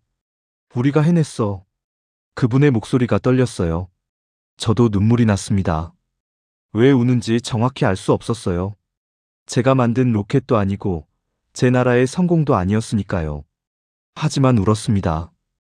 13번째 위성 궤도 안착. 완벽한 성공입니다. 아나운서가 외쳤어요. 병실이 폭발했습니다. 환호와 박수, 웃음과 눈물이 뒤섞였어요. 지은이 제 어깨를 안았습니다. 맞죠? 우리가 해냈어요. 저는 고개를 끄덕였습니다. 말할 수 없었어요. 감정이 북받쳐 올랐습니다. 화면에는 관제센터 사람들이 환호하는 모습이 나왔어요. 서로 껴안고 박수치고 기뻐했습니다. 제 가슴에 손을 얹었습니다. 심장이 뛰고 있었어요. 강하게, 규칙적으로 뛰고 있었습니다. 쿵, 쿵, 쿵. 누리호의 엔진 소리와 같은 리듬 같았어요. 살아 있었습니다. 제 심장도, 누리호도, 이 나라의 꿈도요. 포기하지 않았기 때문이었죠. 할아버지가 제 손을 잡으셨습니다. 젊은이, 봤지? 우리가 할 수 있다는 거. 안 되는 게 없어. 포기하지만 않으면. 저는 고개를 끄덕였습니다. 네, 맞습니다. 목소리가 떨렸어요. 이 나라는 정말 포기하지 않는군요. 할아버지가 웃으셨습니다. 그게 우리요. 한국 사람들이요. 저는 창밖을 봤습니다. 파란 하늘이었어요. 저 하늘 위 어딘가에 누리호가 날아가고 있었습니다. 그리고 저도 살아 있었어요. 같은 하늘 아래에서요. 노트북을 생각했습니다. 본국에 보낼 보고서를요. 이제 뭘 써야 할지 알았어요. 데이터나 분석이 아니었습니다. 진짜 이야기를 써야 했어요. 제가 경험한 것, 제가 본 것, 제가 느낀 것을요. 한국이라는 나라에 대해서, 포기하지 않는 사람들에 대해서, 그리고 그들이 어떻게 한 외국인의 생명을, 그리고 우주로의 꿈을 동시에 살렸는지에 대해서요. 지은이 물을 가져다 줬습니다. 축하해요, 올리버. 당신도 살아남았고, 누리호도 성공했어요. 저는 물을 마셨습니다. 달콤했어요. 생명의 맛이었습니다. 고마워요, 지은. 모든 것에 대해서요. 그녀가 미소 지었습니다. 병실 밖에서 환호 소리가 계속 들렸어요. 온 나라가 기뻐하고 있었습니다. 그리고 저도 그 기쁨 속에 있었어요. 더 이상 관찰자가 아니었습니다. 이제 저는 이 이야기의 일부였으니까요. 퇴원 날이었습니다. 3주가 지났어요. 제가 호텔 복도에서 쓰러진 지 3주 만이었습니다. 병원 로비에서 저는 잠시 멈춰 섰어요. 뒤를 돌아봤습니다. 화순전남대병원. 이 건물이 제게는 두 번째 집 같았어요. 지은이 휠체어를 밀며 제 옆에 섰습니다. 준비되셨어요? 네. 준비됐어요. 거짓말이었습니다. 떠나기 싫었거든요. 로비에는 박현수 교수님과 여러 의료진이 나와 계셨어요. 작별 인사를 하러 오신 거였죠. 올리버 환자분. 교수님이 제 손을 잡았습니다. 건강 조심하시고 약은 꼭 챙겨 드세요. 그리고 교수님이 잠시 멈추셨어요. 다시는 이런 일 없길 바랍니다. 웃으시며 말씀하셨지만 진심이 담겨 있었어요. 교수님 덕분에 살았습니다. 정말 뭐라 감사를 드려야 할지 모르겠어요. 제 목소리가 떨렸습니다. 저희는 당연한 일을 했을 뿐입니다. 환자분이 강하셨어요. 교수님이 제 어깨를 두드렸습니다. 간호사들이 하나씩 인사를 했어요. 밤낮으로 저를 돌봐주셨던 분들이었습니다. 마지막으로 지은이 다가왔어요. 올리버. 그녀의 눈에 눈물이 맺혀 있었습니다. 저도 울 것 같았어요. 지은, 당신이 없었다면 저는 포기했을 거예요. 당신 덕분에 살았습니다. 아니에요. 올리버가 싸운 거예요. 그녀가 고개를 저었습니다. 저는 그녀를 안았어요. 꼭 안았습니다. 고마워요. 정말 고마워요. 한참을 그렇게 있었습니다. 택시가 기다리고 있었어요. 인천공항으로 가는 길이었습니다. 저는 차에 탔습니다. 창문을 열고 손을 흔들었어요. 의료진들이 손을 흔들어 주셨습니다. 차가 출발했습니다. 병원이 점점 멀어졌어요. 고속도로를 달렸습니다. 창밖으로 한국의 풍경이 지나갔어요. 산, 들판, 마을, 도시. 3주 전에 봤던 풍경들이었지만 완전히 달라 보였습니다. 아름다웠어요. 인천공항에 도착했습니다. 출국장으로 걸어가며 저는 휴대폰을 꺼냈어요. 본국 상사에게 보낼 보고서가 저장되어 있었습니다. 3주 동안 조금씩 써내려간 글이었어요. 처음엔 200단어만 쓰려고 했습니다. 상사가 요구했던 대로요. 하지만 그럴 수 없었어요. 쓸 이야기가 너무 많았습니다. 데이터와 기술 평가만 쓸 수 없었어요. 제가 경험한 것, 본 것, 느낀 것을 써야 했습니다. 그래서 2000단어가 넘는 글이 되었습니다. 제목을 봤어요. 한국은 나를 살리고 우주를 날렸다. 짧고 단호한 제목이었습니다. 내용을 다시 읽어봤어요. 119 구급대가 호텔에서 저를 구한 이야기. 헬기가 밤하늘을 가로질러 저를 살린 이야기. 지은과 의료진이 밤을 새워가며 포기하지 않은 이야기. 그리고 누리호가 하늘로 날아오른 이야기. 모든 게 연결되어 있었어요. 포기하지 않는 사람들의 이야기였습니다. 제 손가락이 전송 버튼 위에 머물렀어요. 상사는 이 보고서를 좋아하지 않을 겁니다. 너무 감정적이고 객관적이지 않다고 할 거예요. 하지만 상관없었어요. 이건 진실이었으니까요. 저는 버튼을 눌렀습니다. 보고서가 전송되었어요. 출국 게이트 앞에 섰습니다. 탑승권을 확인하며 줄을 섰어요. 제 차례가 왔습니다. 게이트를 통과하려는 순간 뒤를 돌아봤어요. 한국이었습니다. 3주 전에 처음 왔을 때와는 완전히 다른 나라로 보였어요. 더 이상 낯선 땅이 아니었습니다. 제 생명을 살린 곳이었어요. 제 마음을 바꾼 곳이었습니다. 가슴에 손을 얹었어요. 심장이 뛰고 있었습니다. 쿵, 쿵, 쿵. 규칙적이고 강하게요. 이 심장은 한국에서 다시 뛰기 시작했어요. 스텐트가 들어 있었습니다. 한국 의사가 넣어준 거였죠. 이제 제 몸의 일부였어요. 평생 함께 갈 겁니다. 한국의 흔적을 제 몸속에 가지고 사는 거죠. 게이트를 통과했습니다. 면세구역으로 걸어가며 저는 다짐했어요. 다시 올 거라고. 관찰자로서가 아니라 친구로서 올 거라고. 그리고 사람들에게 말할 거예요. 한국이 어떤 나라인지. 데이터로는 알 수 없는 것들을요. 사람들의 마음, 포기하지 않는 정신, 그리고 낯선 일을 향한 헌신을요. 탑승 안내 방송이 나왔습니다. 런던행 비행기였어요. 집으로 돌아가는 길이었습니다. 하지만 저는 더 이상 떠날 때와 같은 사람이 아니었어요. 완전히 바뀌었습니다. 관찰자에서 증언자가 되었어요. 냉소적인 분석가에서 감사하는 생존자가 되었습니다.